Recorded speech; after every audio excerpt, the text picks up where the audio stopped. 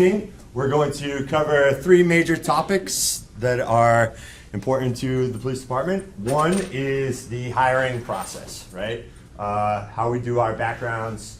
And then the second is going to be the police academy, which we hold here in this classroom. And the third, later, we're going to have Captain Murphy come in and talk to you about the operations division, which is kind of the backbone of our building here. So I will start with Joel here. He's one of our instructors in the police academy. I'll let him introduce himself. My name is Joel Delgado RC. I work in the training division right now. I started my career with the police department in 2017. Prior to that, a little bit of background about myself. I grew up in the city of Worcester. I grew up in Maine South, Wellington, Jakes Ave area. Later moved on to Burncoat, where I graduated Burncoat in 2010. After Burncoat, I went to college at UMass Dartmouth, spent a few years there and realized I didn't really know what I wanted to do, so I joined the Marine Corps. Probably the best decision of my life prior to joining the police department. So 2017, I joined the police department. I graduated, got onto operations first staff, which is 4 to midnight, or 3 to 11. I did that for about 4 to 5 years, and then a position opened up in the training division. I put in as interests, and I currently work as a drill instructor in the academy. As well as this academy here, I also work at the Quinsigamond Police Academy. It's a nighttime academy that runs Monday through Thursday, some Saturdays from 4:30 to 10:30 at night. A little bit different dynamic than here, where here's a full day, 7 a.m. to almost 5 p.m. In addition to drill instructor, I'm also a firearms instructor, taser instructor, patrol procedures,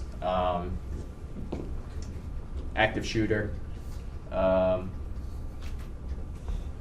Probably missing something, but it'll come up later on.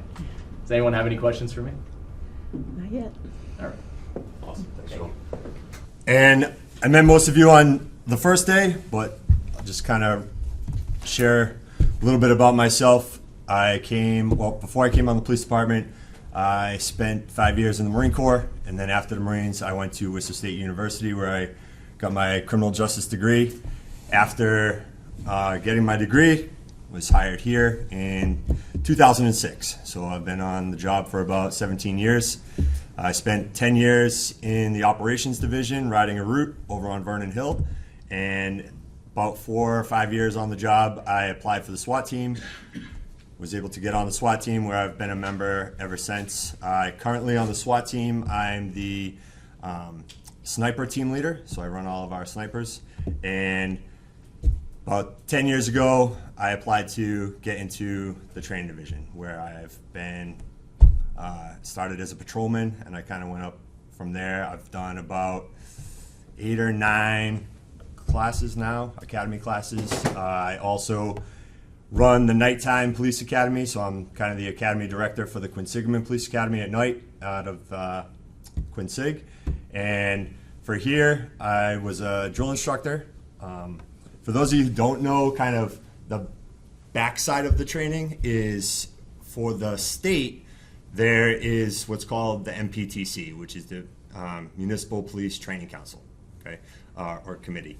And they are responsible for overseeing all of police training throughout the state. So they are the ones who certify all the instructors who teach in our academy. They're also the ones who certify all the instructors around the state. So I started working for the MPTC.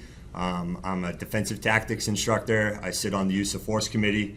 We'll be doing a use of force class a few weeks from now, and we'll cover all that then. But I also teach the staff instructor or drill instructor program for the state. So I'm in charge of training all the drill instructors for every police academy throughout the state. So we just held a class Joel helped me out with, and so it's our job to kind of pass on the knowledge to the next staff instructors in the academy. I'm a patrol procedures instructor. I'm a taser instructor, all kinds of instructors. It's not important, right? Okay. So, in addition to working in the training division, I am assigned as the sergeant to the background unit. So, kind of the first step, if you want to become a police officer, right, is what? Who knows what the first step is? apply. Okay? How do we apply? You guys didn't just think you were going to just sit back there and relax today, right? Show up for an info session. Show up to an info session. Good answer. Who said that? Yeah, great. Right? So we just had some info sessions. We're going to have a couple more. So that's a great way, right? Show up to the police department and get some info. This was my issue. I got out of the Marine Corps, right? And I had no idea. I didn't know how to become a police officer. I thought, like every other job, right? You need some sort of degree and then you just apply, right? Like, I don't know, maybe just knock on the front door and be like, hey, I want to be a police officer. How does this work? Okay? That's not the case. So step one to becoming a police officer in this city is that you need to take the civil service exam, okay? Without taking that exam, you could be the greatest person in the world. You could have all the degrees in the world. It doesn't matter, okay? So we're gonna talk about a lot of the requirements, but that was the big one for me. And I had no idea, so I got out of the Marines, I just started going to school. I was bartending actually next door at Maxwell Silverman. Some of you may remember that place, okay? And the only reason I learned about a civil service exam is, believe it or not, some police officers used to frequent Maxwell Silverman's, right? So there were some police officers there, and I said, oh, I want to be a cop one day. And they're like, okay, have you taken the civil service exam? I was like, well, what is that? Okay, so, you know, a lot of people, and I'm glad we started doing info sessions for the department because, you know, things have changed obviously in the last 18 years since I applied, but initially there wasn't a lot of info on how to become a police officer. So, you know, we've obviously tried to change that. We're going to talk about the retention here. We're going to talk about issues with hiring and the background process, but, you know, obviously we're looking for qualified candidates and we want to get that info out to everyone who's eligible. All right, this is a quick overview of what we're going to cover in this period of instruction here. First is, like I said, step one is the civil service exam. After that, bring the candidate in for a background orientation. Then they get a complete background conducted on them. Our final reports go up to the chief for the chief's approval. From there, you'll be given a psychological exam, medical exam. We're going to talk about these two tests. One's a PAT, which is a physical abilities test, and then a PT test, which is a physical training test. And finally, you'll come in for an academy orientation before you start day one. Civil service exam. So now, the civil service exam is held every year. It used to be every 2 years, and they recently changed that up. The test occurs every year, usually middle of March timeframe. The next test is going to be March 16th to March 30th. So they, depending on where you are, you register for the test, and they will send you to a testing center, and you will take the test. It's an online test. Once you take the test, they'll give you your grades. Usually the grades are posted in July after you take the test, so a little bit of waiting. The cost is $75. You can get a waiver for that if you feel that $75 is outside of your budget. This is where you would go. Most of the information we're going to talk about tonight, it's all governed by the state. So if you go to mass.gov and you punch in civil service exam, you punch in PAT test, you're going to get all the info that we're going to talk about. Eligibility. Who's eligible for the civil service exam? Any U.S. citizen, any lawful permanent residents are also. Really, the eligibility comes down to state law for your LTC, your license to carry. Obviously, as police officers, we have to be licensed to carry a firearm, so we base our eligibility requirements off of those requirements set forth by the state. So your age requirements, all that fall under whether or not you are able to obtain an LTC. Results come out in July, and the way it works is once the results come out, they'll be posted on the Human Resources website, also on mass.gov, and there's a giant list. And it's all done by score, and then what they do is they move certain people to the top. Number one, disabled veterans. Go all the way to the top. Actually, scratch that. One other group goes above disabled veterans, and that is if you are the child of a police officer who was killed in the line of duty. Right to the top, and choice of place you want to work. So if you're a child of someone killed in the line of duty, take the test, you pass, you'll move to the top of the list, and you'll be able to pick whichever city or town you'd like to work in. After that, disabled veterans, then veterans, and then from there, it gets done by score. So whatever you scored on the test is how you will rank, and then the list goes on for thousands, right? Depending on what you pick as your municipality, wherever you want to work. When you take the civil service exam, you'll be able to choose which city, town, wherever you would like to work when you take the test. And that kind of ranks you on the civil service exam list on where you would place within those towns or cities, okay? Now, depending on where you live, some of those towns or cities you may not have residency in, right? Like, if you live in Auburn, you can't work for the Worcester Police Department. So, depending on what you pick could decide how you end up and landing on the list. Also, new is that you are allowed to pick the state police. So, the state police used to hold their own exam, separate from the state municipal exam. Now they're the same test. State police pick straight from the same list that the Worcester Police picks from. But you do have to check off that you are interested in the state police, or they will never contact you. Okay? Residency.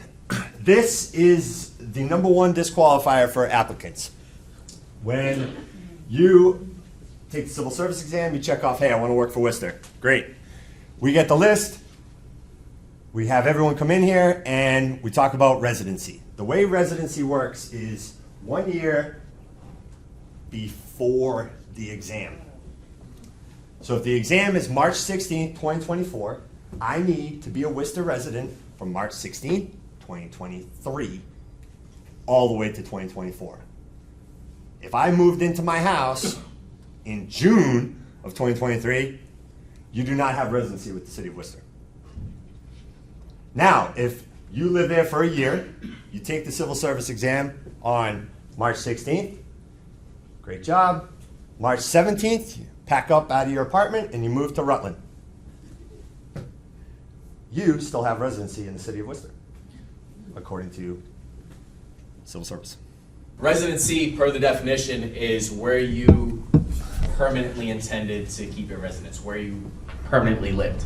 If someone's just in college living in a dorm, that's not their permanent residence. They still, most of the time, keep their mail. Everything goes back to home. So usually that's an exemption. If you have any kids or anyone you know that's in college, that will not disqualify them. The only thing that we've run into is students who have moved off campus and established residency in, let's say they went to UMass Dartmouth, they established residency in New Bedford or Dartmouth, Massachusetts. They got an off-campus apartment, that's where they intended to stay. That's where the disqualifications come in. Does that make sense? Mm-hmm. Yeah. And this is where our background unit spends a good majority of their time investigating, right? Making sure that people have or meet the residency requirement. Because we get some applicants who try to obviously cheat the system a little bit, pull games about, oh, I live at this place, I live at that place, right? So sometimes it comes down to us having to pull credit card reports and saying like, all right, you said you live in Worcester, but everything you do in your life says that you live in Amherst. So do you really live here? Probably not, right? Okay. All right, once you get into the background process for us, first thing we do is we bring you in for a background orientation. Okay, we bring you in, we have a bunch of paperwork that has to get filled out. Okay, this is kind of your first introduction to the Worcester Police Department. It's your first time in the building, and we bring you in, get all the paperwork taken care of. We have to have some documents signed by the applicants. They have to authorize us to do an investigation, right? Obviously, we're going to dig into your entire life, but you have to authorize that, right? We don't break the law. We're not going all over the place getting documents and talking your workplace without your permission. We're going to take you upstairs to our crime scene unit, and that's where they'll get fingerprinted. We used to do urinalysis, but that now comes a little bit later. Once that background orientation happens, we create our background unit. We have approximately 8 background investigators who conduct background investigations for the city, and they will get assembled and they start working on what happens is they get an applicant assigned to them. And that background investigator, all of our background investigators have to go away to investigator school specific to conducting background investigations. So they're all certified investigators who conduct the background unit. For the background, what do we look at? Well, pretty much everything we can think of, honestly. You're going to fill out a lot of documents, and you're going to list out everyone you're related to, everywhere you went to school, everywhere you ever worked, everywhere you ever lived, okay? All of that is going to be given to us, okay? So we're going to look at where you went to school. Like, we've had investigators come back and be like, hey, I just talked to the principal at East Middle, so-and-so got kicked out for X, Y, Z, right? Okay, so don't think like, hey, these guys aren't gonna go check. They're gonna go check, right? Your employment, we're going to visit and or speak with everyone you've ever worked for, as far back as we can. So we're gonna go talk to, people you worked with. Usually once we call employers, we find other people that you worked with. We call them to find out how you were as an employee, okay? We're gonna contact your friends and family. And usually what happens is you list the people that like you. I don't want to talk to them. They're going to tell me you're a great guy, you're a great girl. No. I'm like, hey, who else did they hang out with? Oh, Jimmy. What's Jimmy's number? Let me talk to him. I'm going to get 3 more people from Jimmy, and we're going to just go around and try and get a whole picture instead of the 3 people that you directed me to, right? Military, we're going to get all your military records. Anything that happened to you in the military, we're going to find out about where you were assigned, what you did. We're going to your neighborhood. We're going to knock on doors. We're going to talk to your neighbors. We're going to see what kind of good neighbor or not so good neighbor you are, right? Hey, so-and-so's having house parties every night, like out of control, cars coming in and out. Not what we're looking for, right? Okay. Oh, he's the greatest. He takes my trash in every Thursday. That kind of stuff.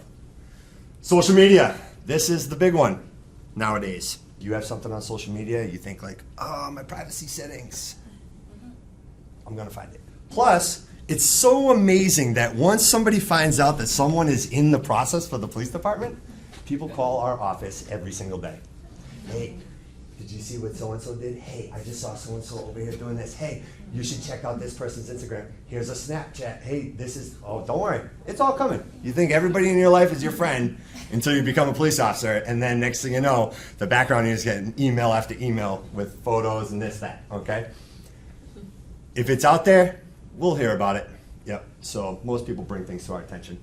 So yes, these are a lot of things that are very subjective. Right? Who's to say that I can't lay out in my bikini on my social media? Does that make me a bad cop, right? Or maybe I'm just really good at TikTok dancing, okay? So what point do we draw the line and say this person's no good, right? Okay, a lot of it has to do with not just one thing, right? When we come to make our decisions, usually they're all-encompassing. So, chances are if you have, maybe one bad issue with a supervisor, okay? We're gonna take a look at that specific incident, but is there a trend? Is there a history? Do all your employers say that you're always late, that you are argumentative with all your coworkers, you don't show up, this kind of stuff? Okay, now we think like, all right, this person could potentially have an employment issue, right? So that's not what we're looking for. But there's really no like hard line where it's like, oh, this, that. They're ultimately, and we'll get to it, it lies with the chief. We as background investigators gather all the facts. I'm going to find out everything I can about you, good, bad, and then I'm going to hand it over to the chief of police. Ultimately, it lies with him, whether or not he feels that this person is someone he feels would do a good job as a Worcester police officer. So that brings us to this. So once we've conducted your interview, the next step is we bring you in for an interview. Everyone gets an interview. Bring you in. This is your opportunity as a candidate to argue for yourself, right? We're going to find some things. Maybe they were right, maybe they were wrong, okay? We're going to discuss them in the interview. Everything that we found during your background investigation is going to get brought up. You now have the opportunity to discuss it with us, okay? So what does this interview look like? Right, most standard interviews, it's gonna have some softball questions in there, like, oh, why should we hire you, okay? What are some of your good qualities? What are your bad qualities? Okay, those kind of things, right? And then we're gonna get into some scenarios and police-related questions, pretty much to kind of test your problem-solving, decision-making skills. We're going to put some pressure on you in the interview. We want to see how you handle stress.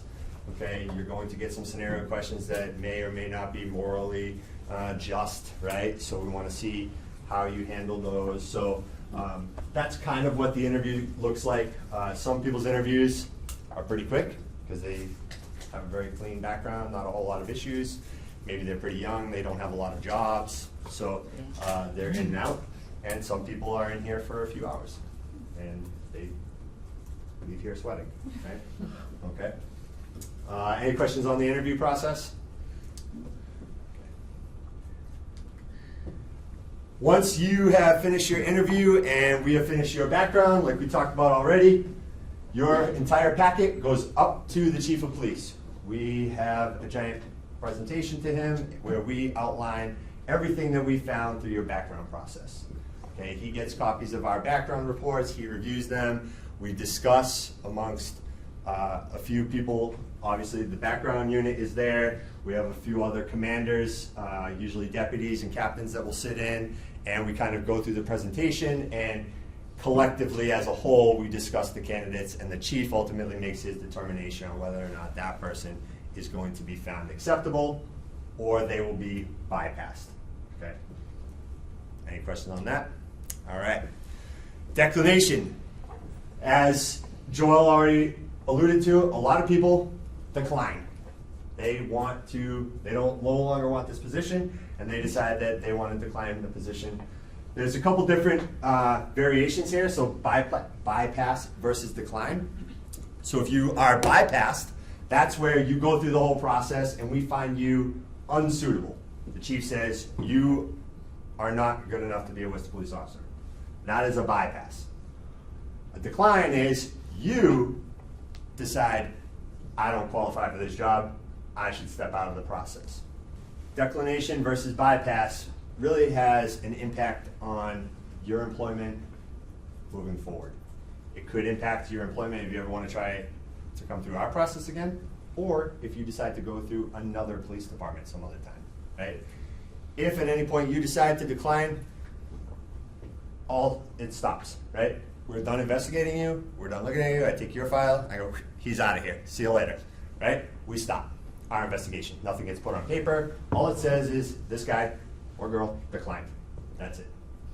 Now, if you go through the whole thing, Joel spends 6 months doing your background, and the chief goes, this person should not work here, that forever stays in record at the Worcester Police Department.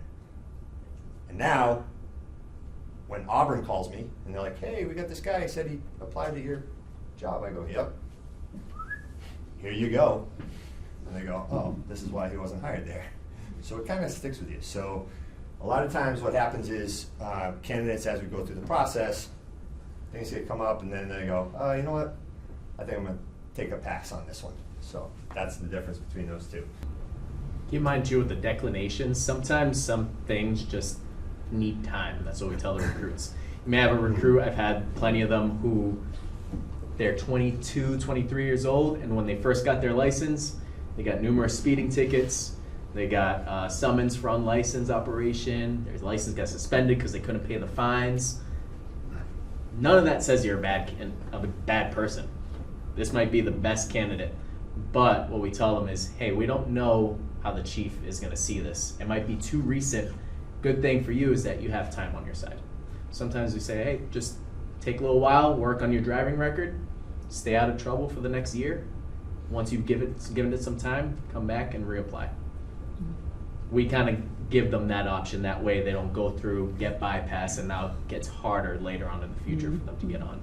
Great point.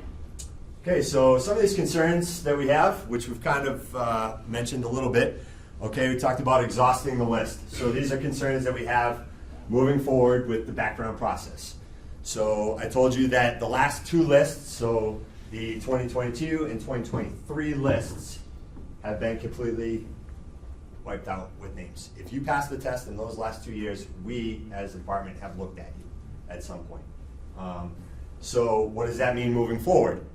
So it means that in 2024, when the scores come out, I told you it's a 2-year cycle, right? So those scores will come out. It's the names from 2023 and the names from 2024, which usually we get, what was the first list? How many were on there? 130. About 130 usually, around there, on the list that we get from the city. That list is 2 years worth of names. Now the problem is that we just exhausted the 2023 list. So the only names we're going to get in 2024 are the 2024 names, which is probably going to be about half of that list. So now instead of 130, we're down to 60 to 70, right? And we already saw what 250 names nets us at the end, 27, 37 candidates, right? This is a concern for the city, okay? Not enough applicants. Back in the day, thousands, right? The list would come out. I told you had to be 99 or higher, or you were not getting hired, right? Now, somebody I was talking to, you pass the test, you're going to get a phone call, okay? The residency requirement, somebody already brought up, could that get changed? Possibly. If we head in the direction that we're headed as a city, we're not going to have enough applicants, and we're going to have to make a change. And chances are it's probably going to start right there, because without doing any major legal changes to age or anything like that, that's probably the easiest step for the city right there, is to just continue to go outside the residency requirement. Now, could that residency requirement not disappear but be altered? Sure, right? We still have a residency requirement if you are employed here, right? 10 miles as a crow flies to the nearest town. Okay, maybe as a city we open it up to those communities, right? Or maybe we don't do the year before the test, maybe we do 2 years before and after, right? That would probably get us some more names. And at least those people are still living in the city, okay? So if we're looking for city residents, there's other ways that we could change that up to make that happen. Okay? The next concern is the PT test. We're gonna talk about what the PT test is, but this has been one of the biggest issues with getting qualified applicants. Fortunately, in the society we live in today, not everybody is as fit as they used to be, and we're having a harder and harder time getting people to pass our physical fitness entry requirements, which are not set forth by the city, they're set forth by the state. Every state-run academy has the same PT test, and they're all held to the same standard. So it's being seen across the state, difficulties with people passing this test. So we'll talk a little bit about that, but that is probably one of the bigger reasons that we lose a lot of applicants. I told you right now we have 37 names on that board in my office, and we have not held our PT test yet. It's the last step of the background process, and you can guarantee that that 37 number is going to go significantly lower because of that test. So there's pros and cons to changing up the order. We have had the same discussion, right? What if we didn't wait till the end? Because some of the feelings are, right, we spend all this time, money, resources, manpower, doing a whole background check on somebody, and then they missed the 1.5 mile run by a minute. And you're like, what were we doing for the last year, right? That's the other issue, right? We have these people come in at the very beginning, right? I told you step one is the background orientation. That day, they are given the PT test because it's that big of an issue. We show them what it is, tell them the standards, explain all the exercises.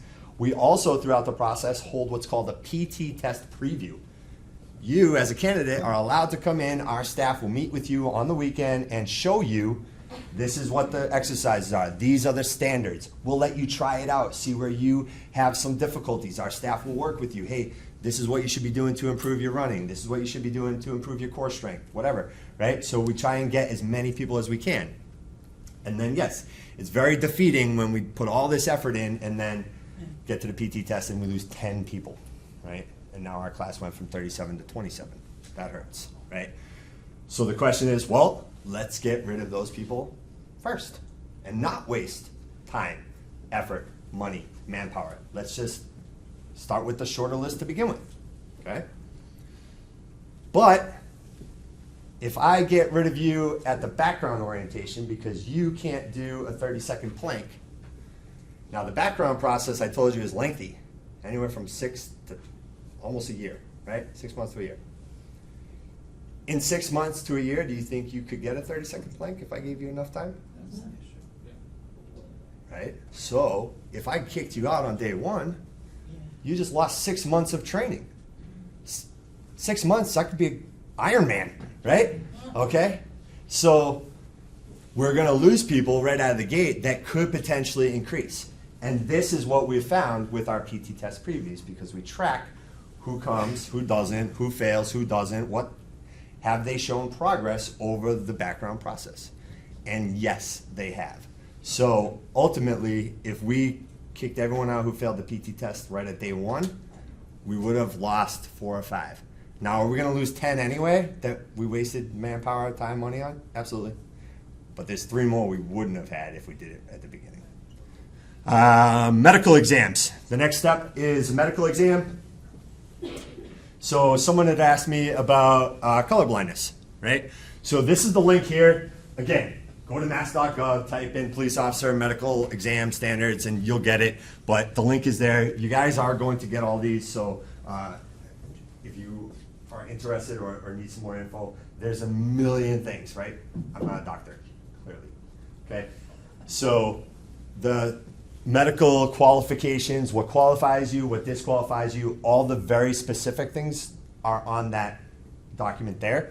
What I can tell you is some of the things that we see candidates fail for, the biggest one is vision. So a lot of people think like, oh, I have glasses, I've worn contacts my whole life, no big deal, right? And then next thing you know, they show up and the doctor says, hey, take those contacts out and the glasses off, and you fail an eye exam, okay? What those numbers are, I don't know. That document knows, okay? So if you're interested, you know what your vision is, you can look it up and see whether you qualify or don't. Now, the good news is that LASIK is amazing and very quick. We have had people fail the medical exam, and 2 weeks later, they get LASIK, they go back to the doctor, and they're back in the process. So it's not an end-all, be-all, as long as you can afford LASIK. So, other medical issues that we see, colorblindness is, whoever asked me, yep, it is a disqualifier to an extent. Again, I don't know what, I tried to read it to get a better answer for you, and then I fell asleep. No. It was like talking about all kinds of stuff that I have no business reading, right? I stick to my 24 Crayola pack. All right?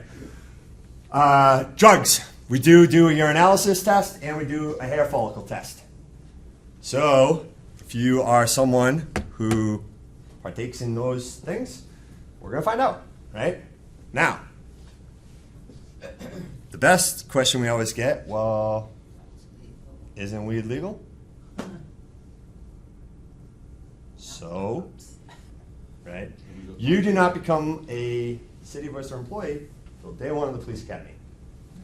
So, if you are partaking in marijuana, and then you take your medical exam, are you going to fail?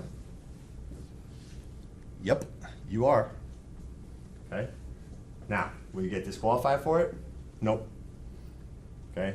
You will still get hired, but you will be subject to testing right away. So, guess what? When you show up here on day one, chances are we're going to find out. So this isn't an automatic disqualifier, smoke weed, smoke weed. But if you plan on ever working in this building, you might want to stop. All right? So that's kind of where it lies. Any other medical issues that you think people usually get disqualified for? I know this process specifically, we've had recruits that have some hearing loss. Oh, yeah. If you have hearing aids, there is a hearing test. That does not disqualify you. So if you have an issue with hearing, as long as you can hear to a certain extent, that will help you pass the test. Or if you have hearing aids, you should be good to make it through. Next is psychological exam. We have an outside psychologist come in and perform psychological exams. The candidate will come in here initially and take a written exam for the psychologist, and then from there the psychologist sets up appointments, and then they will meet individually on a one-to-one basis with the candidates and conduct their exams with them. And then if you pass the psychological exam, then chances are you're going to get into the police academy. Okay, so next, after you pass psychological and medical exam, we have the PAT test. So the PAT test is physical abilities test. What this test is designed for is to test your ability to do basic police functions. Okay, these are some of the events. There's an obstacle course. We're going to go through them all. There's a separation event, handcuffing, and a dummy drag. Okay, all this information that you're going to have, again, mass.gov, right? Type in PAT test. All the info your little heart's desire is on there.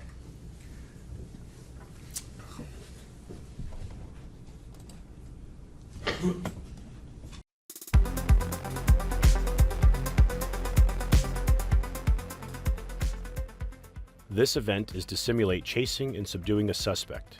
This is a timed, approximately 370-yard obstacle course marked by cones. In order to pass this event, you will need to cover the course quickly. Your score will be the total time it takes to complete this entire event. However, you must keep in mind that police officers perform their duties in a way that is quick and efficient without risking unnecessary injuries. As you will see, you will be faced with stairs and a wall to climb and other obstacles to go through and around.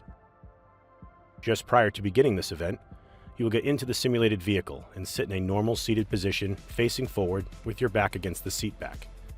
When it is time to begin this event, the monitor will issue the commands ready followed by go. Once the monitor says go, you will exit the vehicle on the left side, enter the oval course in a clockwise direction, and begin to complete 4 laps of the course. As you circle the course, the cones will be to your right, marking the inside of the course.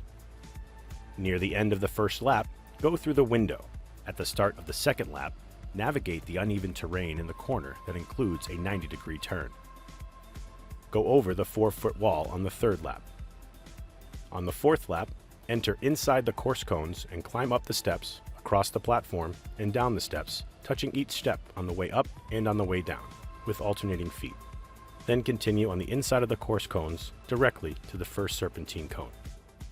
Weave through the numbered cones to the inside of the track to complete the serpentine section and immediately proceed to the power station. When approaching the power station, proceed directly to the marked box on the floor that is between the weight stacks and the hanging bag. You must place both feet completely inside of this box before approaching the hanging bag. Grasp the bag below the straps and push the bag forward and down to touch it to the ground beyond the marked line. When you touch the bag to the floor, the bag must be fully across the line, but you must stay behind the line.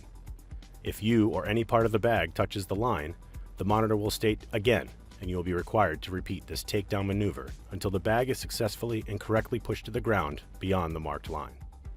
You are required to control the bag at all times, including while you are returning the bag to the starting position. Do not release the bag until the weights are in the resting position and the monitor says next.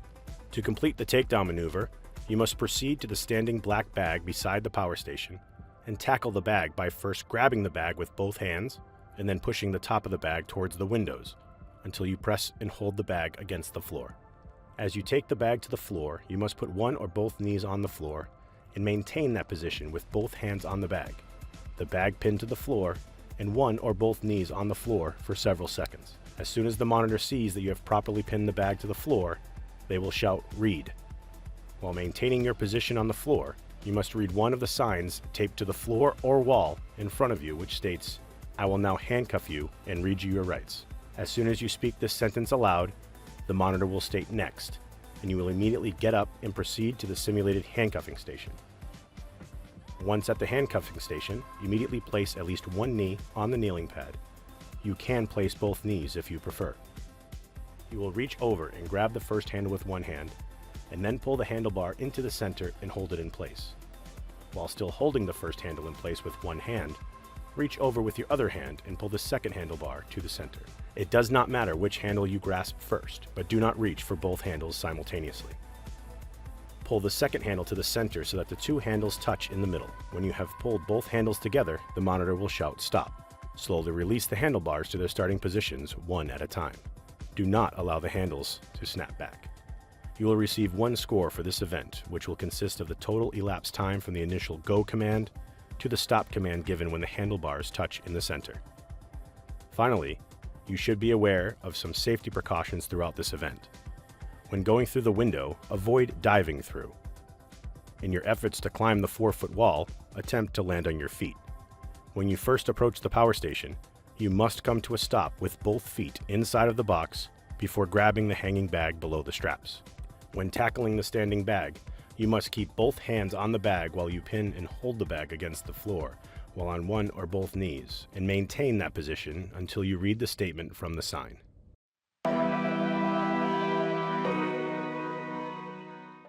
This timed event simulates tasks like separating one party from another and controlling individuals, or other tasks that require pulling. The piece of equipment for this task is the hanging bag. You'll be required to pull the bag backwards 2 times and touch it to the ground beyond the marked line. You will start behind the marked line. At the command go, step inside the line with both feet and grasp the bag below the straps. Move backwards, pulling the bag until your feet have completely crossed over the line. Then touch the bag to the ground beyond the line. Your feet and the bag must be beyond the marked line for an attempt to be successful. If either is touching the line or not past the line, the monitor will state again, and you must redo the pull. Move forward with both feet inside the line to return the bag to its original resting position. You may not let go of the bag, not only because of safety and damage to the equipment, but also because part of the event is your ability to control an object which is resisting your movements. Remember that you will be required to successfully perform 2 repetitions to complete this event.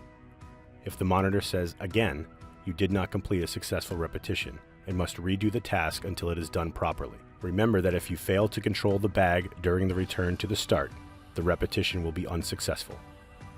Once you have completed 2 successful repetitions, wait to release your grip on the bag until the monitor shouts, "Stop." The monitor will know the bag has returned to its original position from the sound of the weights hitting against the additional weights on the stack. Your score for this event will be the total time required to complete the 2 repetitions.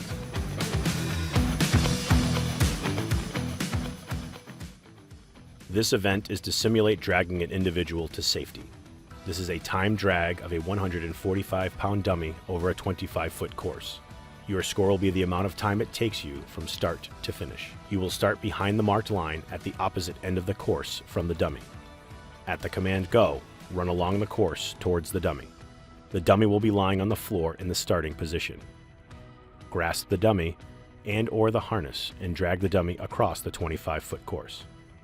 While dragging the dummy, walk or run to the finish line. You may not pick up the entire dummy off the floor and carry it. You must drag the dummy the length of the course. As you drag the dummy, try to keep your back straight and use your legs for movement and momentum. Both you and the dummy must completely cross the finish line. Keep dragging until the stop command is issued. As you perform this event, there are a couple of things you should keep in mind. If you happen to fall, you are permitted to get back up and continue the drag. You can drag using any method that is comfortable to you. Your score for this event will be the total time required to drag the dummy completely across the finish line. Please note that although the event timing has ended, you will be required to rotate the dummy 180 degrees to put it in the proper position for the event to be started for the next candidate. Resetting the dummy for the next candidate is required in order to receive a passing time for this event. All right. Any questions on the PAT test? Okay, so we actually just ran this today with some of our candidates for the next class. Some of the difficulties that we see the most is the wall.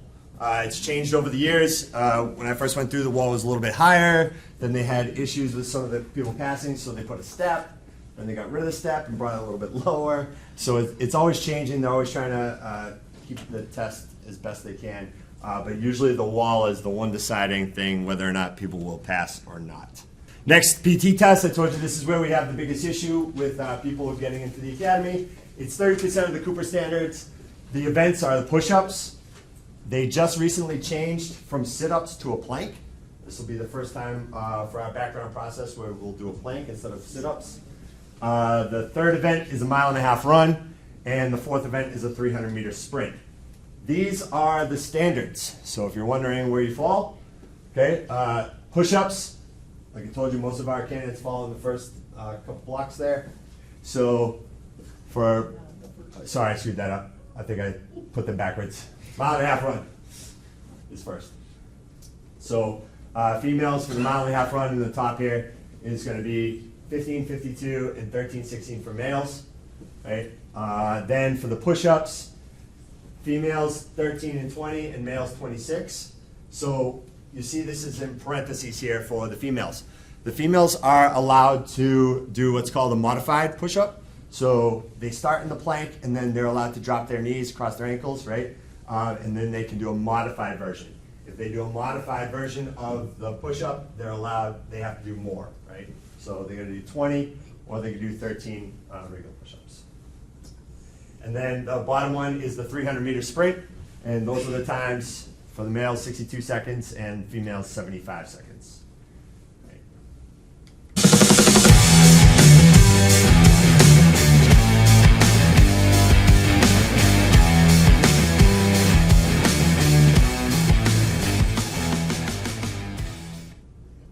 Proper execution of the plank. The Municipal Police Training Committee has decided to replace the sit-ups with a plank as a test of abdominal strength. For the execution of the plank, the only required... They'll take autographs later, folks. is a stopwatch. The event consists of maintaining... So again, this is just the plank position, pretty simple. For 30 seconds, what we're looking for is feet, hips, shoulders in line. Very easy test compared to the sit-ups. Won't go too crazy into all these. These videos are available on the Yes.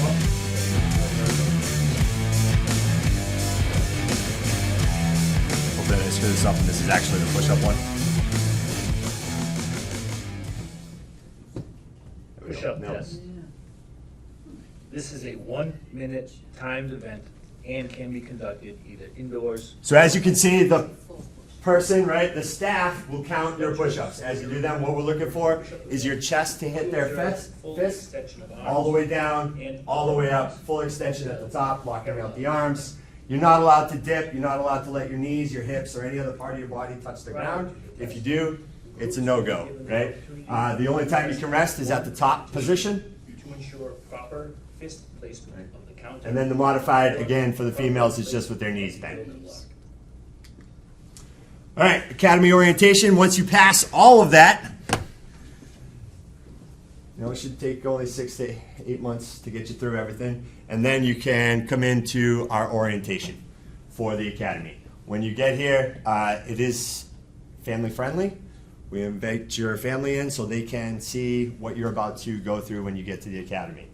So that orientation night, usually the chief will be coming in, we'll watch some videos with the family, explain to them what their loved one is about to go through, and also we're going to have the recruits fill out some paperwork that they need to, and we give out information for what they will need on day one.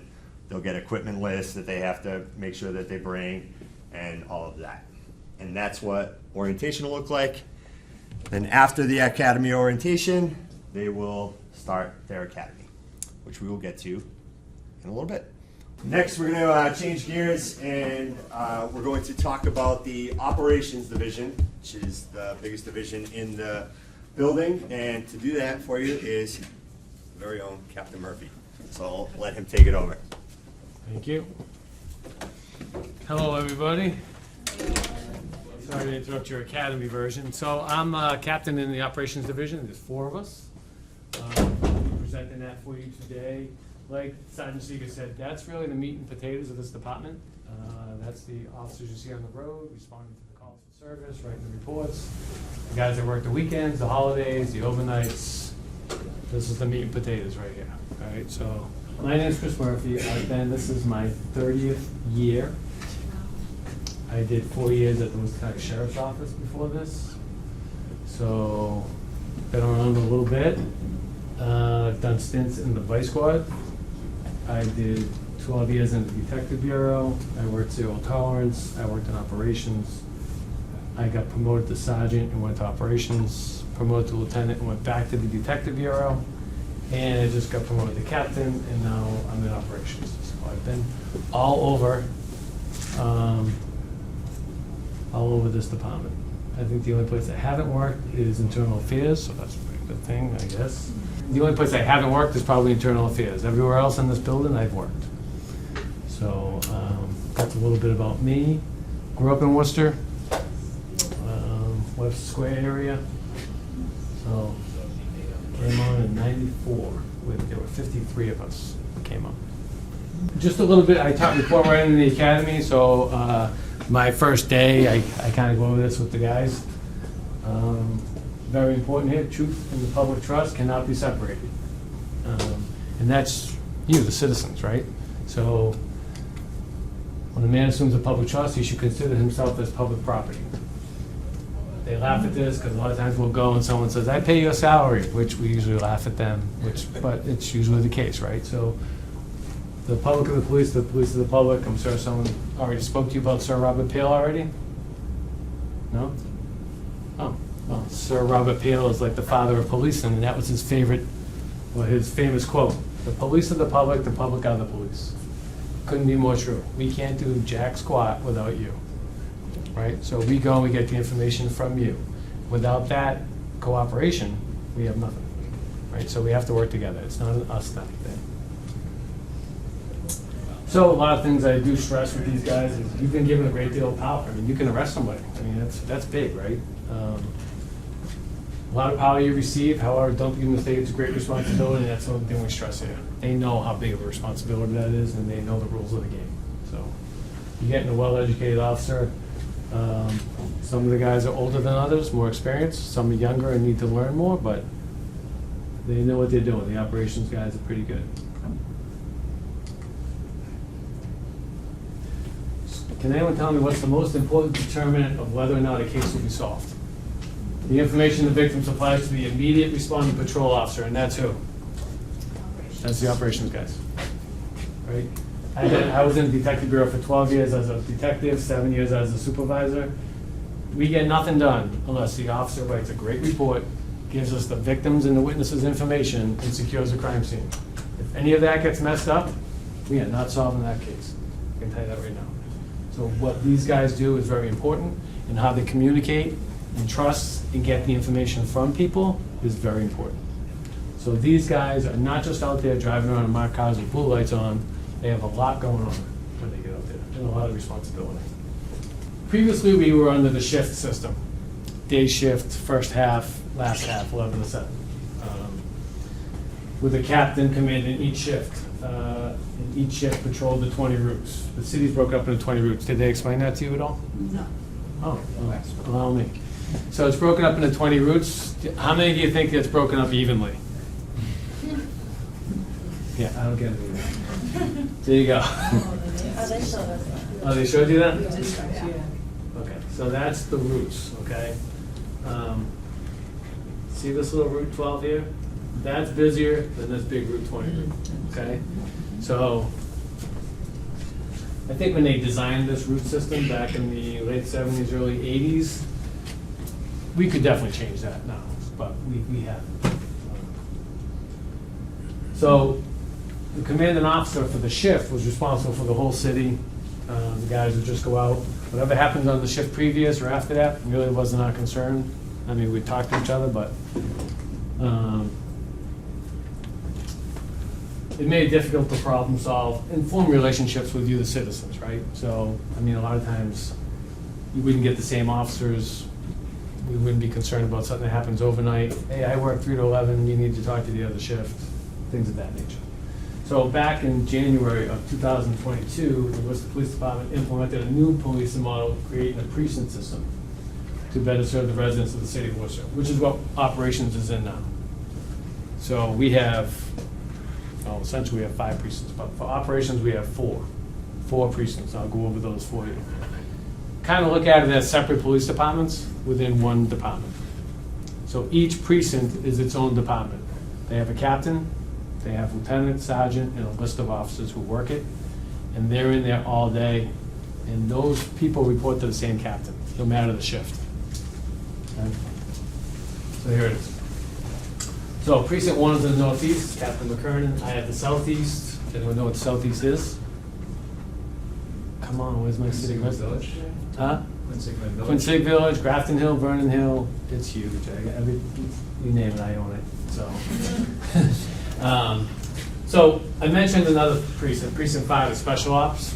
They are City Hall, Union Station, what's the one? The library.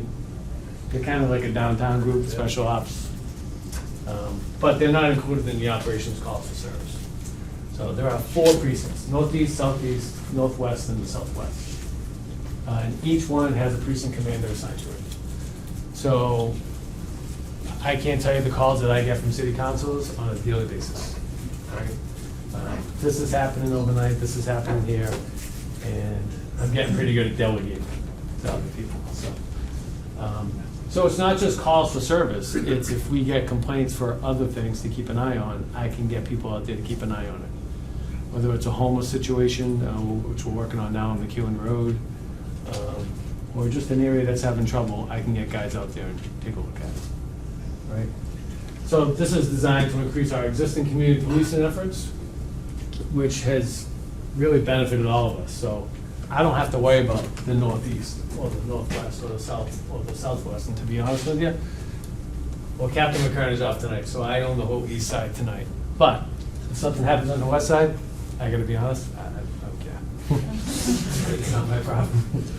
It is if I'm the only one on, but there's a west side captain on tonight. My point is, I can focus on people I need to focus on and what my people need to do, which is why we broke it up into geographical areas, to get it more focused in, okay? One major objective is to maintain the same police officers within the given precinct so they continue to build positive citizen relationships within the neighborhoods they patrol. Are there gonna be times where we're short and someone's gotta jump over and work another precinct? Of course, it happens, vacations, things of that nature. But for the most part, you're gonna get the same people. All right, so I showed you that the routes are 1 through 20. My sector, for example, is routes 6 through 10. And we assign an officer to each route on each shift. The other officers fill in. So if that route officer is off, another officer will fill in. But it'll be the same group of officers. You'll see the same people. You're not going to get a different person every time. And that's important in a neighborhood. People learn to have trust. Who brought up trust, Joe? Huge. Right? So this is the new precinct system model. So you can see how, if I'm a captain of the old system, say I'm the 3 to 11 captain, I had all of this to worry about, right? Now with the precinct system, I have this, which isn't to say it's not a lot, it really is, but I can focus in on my area 6 through 10 as opposed to 1 through 20. Right, so that's the new system that was developed by Chief Paul Saucy and Chief Sergeant back in 2022. Okay. Anyone still want that up? You tried with pointing it towards the projector, maybe? Oh, my thing? No. So here's our list of officers. Don't be fooled, we're short.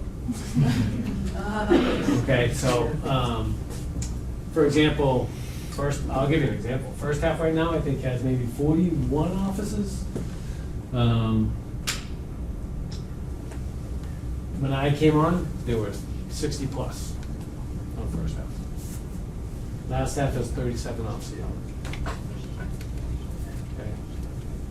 People are leaving left and right, nobody wants the job. So these guys are doing the best they can when they can.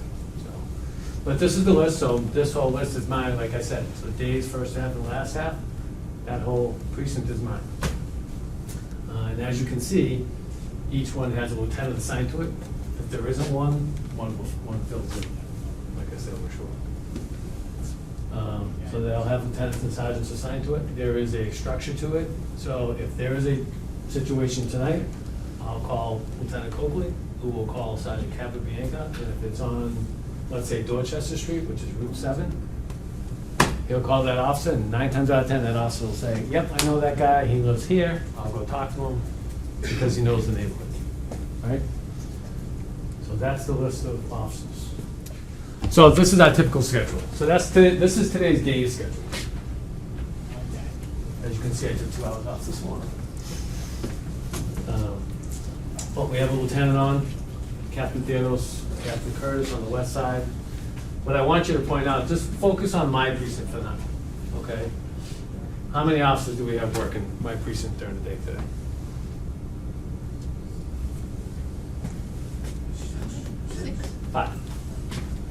the size of it, that's me. So you have 5 people working the sector. Remember that count, that thing I showed you a few minutes ago, the map?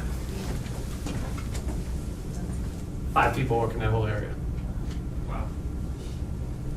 Now, you go to domestic call, how many cars do we send to a domestic call? 2. Now we're down to how many? If we have a hospital guard, guess who has to watch them? Now we're down to how many? My point to you is, there's reasons why they can't get there for a certain amount of time. Right? And the same thing up here, there's 5 here, there's 5 here, there's 5 here. That's how many are working.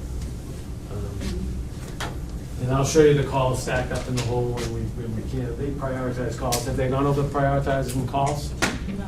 So I'll go over that with you. Communications prioritizes calls, and we go to them first. Now, don't get me wrong, if we're short and we have a call, somebody from the other east side will come and help. But again, if he's got 5, we're taking away from him too. Right? So, and don't forget, once the call is over, is that the end of it? The days of just saying, yeah, clear the call are over. I mean, they got reports, they gotta log their video in now. There's a lot to it. And God forbid if they had to wrestle with somebody and get hurt or something like that. So there's a lot to it, and sometimes they're code 4, which is out of service for a while. So, Case will tell you, who's a real guy, it's a lot. These guys are going back and forth. They're busy. It's busier than it ever has been. So that's actually a full day. We've gone out, I'm gonna be honest with you. 3 guys. Not always, but if it's 3, we try to put it out for overtime. But we've gone out 4 people in a second. Get people that are calling sick or whatever. There's training, mandatory training. We have mandatory training every year. So, like I said, if I have to take people in my precinct and send them to mandatory training, now we're short, right? So, we've gone out with 4 in a sector. It can get really hectic. Does the school liaison deduct from who you have on the road? Or is Yes, that- they do not handle calls on the road. They handle anything school related. Right. Now, don't get me wrong, if there's an emergency, they'll help out, but they don't answer calls. So what would be the optimum numbers that you would like to perform at? A day on the schedule? No, for each of the sectors. You have 5 people out, which is really dangerous for you guys. Well, 5 is the average, is what we put out. I mean, I'd like to put out 10 guys, but we don't have the cars, we don't have the money, we don't have the people that want the job. Wow. Yeah, it's busy. There was a time when there were almost twice as many police officers in the city as there are now, right? I don't know about twice, but I'd say we're 50% more? We're significantly down. Yep. Sure. But this isn't an unusual schedule. This is our normal schedule. So we usually go out 5, 5, 5. But I would say the norm has been 4, 4, 4. That's been the norm, especially on the weekend. So that's why I say, I know I sit here and advocate for them, but I'll tell you, these people, they work hard. They work hard. They're out there. So that's today's schedule, which is actually pretty full.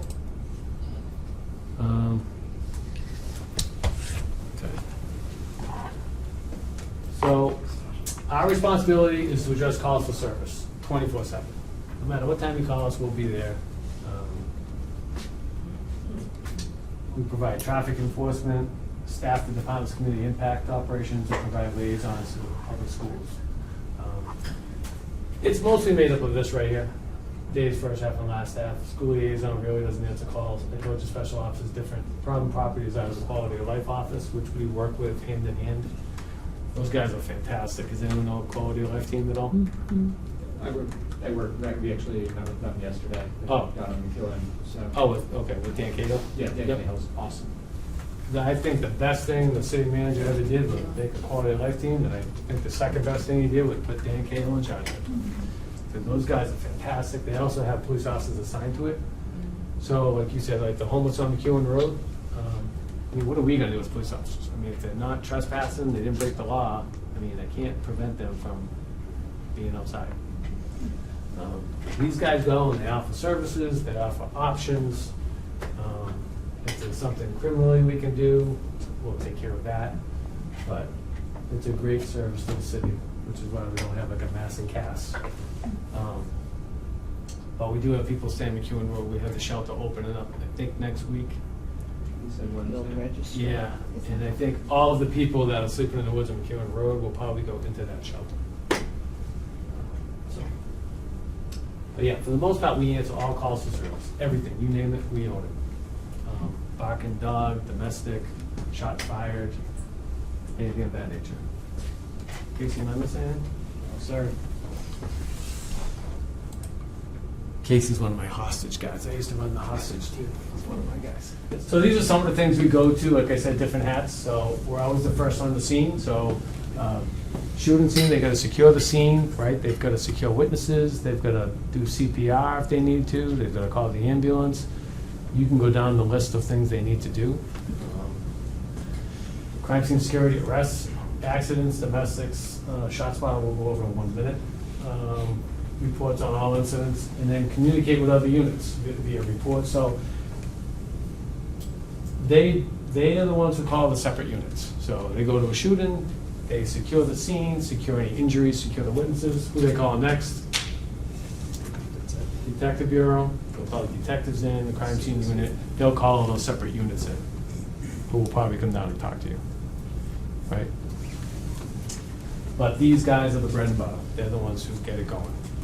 So, you know, I spent a lot of time in plainclothes units, but I'll tell you, there's nothing like a department with shop in uniform and together. And we are, I think, one of the best in the uniform division. Sometimes doesn't get the accolades it deserves, but I think it's important to note. I wanted to show you guys shot spotter.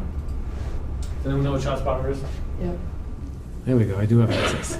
So there's two shot spotters, right? One is resource router, one is the gunshot detection. I'm not big on the gunshot detection, I think it's wrong half the time. But it is pretty good, but one thing it does do for us is it gives us the boxes.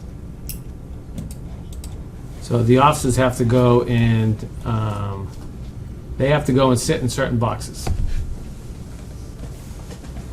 They have to do 3 15-minute intervals in their area.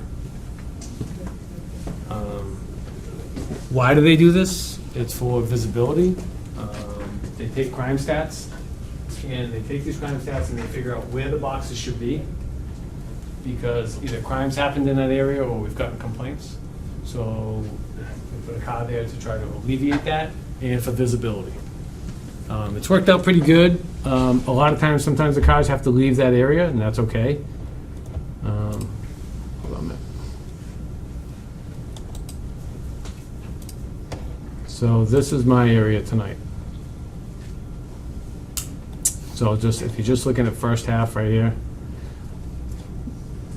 1, 2, 2.5. So this guy's already done his box. These two are halfway done. This guy hasn't done anything. Now, that doesn't mean he's blowing it off. What does that mean? He's busy. And this guy probably can't finish because he keeps getting called off. So I look at that, but I don't stress about that. That's kind of to me, that's a bonus. They're so busy, if they can get to this, that's a bonus. All right, so that's ShotSpotter. That's technology that Chief Saucier has instituted. And I just want to show you one other thing so I can get Timmy back his stuff. So when they're not answering calls, they're sitting in boxes. So these guys, they're going from one thing to another, one thing to another, one thing to another. So I can tell you the calls that we've had today to show you how busy they are. 375. There you go. These are all the calls today. Just in your district? Or No, this is the whole city. Since midnight. Yep, 375. So I can tell you, I can even look for the check on the welfare. We get about 100 of those a day. That's all I have. I don't want to take any more of your time, but I thank you for listening. I actually thank you for coming in and doing this, because I think it gives you an idea of what we do, what we don't do, what we can do, what we can't do, and more importantly, to stress to you, without you, we can't really do what we do at all. And so I appreciate it. Are there any questions for me? That was great. That was easy. All right. Well, thank you very much. I appreciate your time. Thank you. Thank you.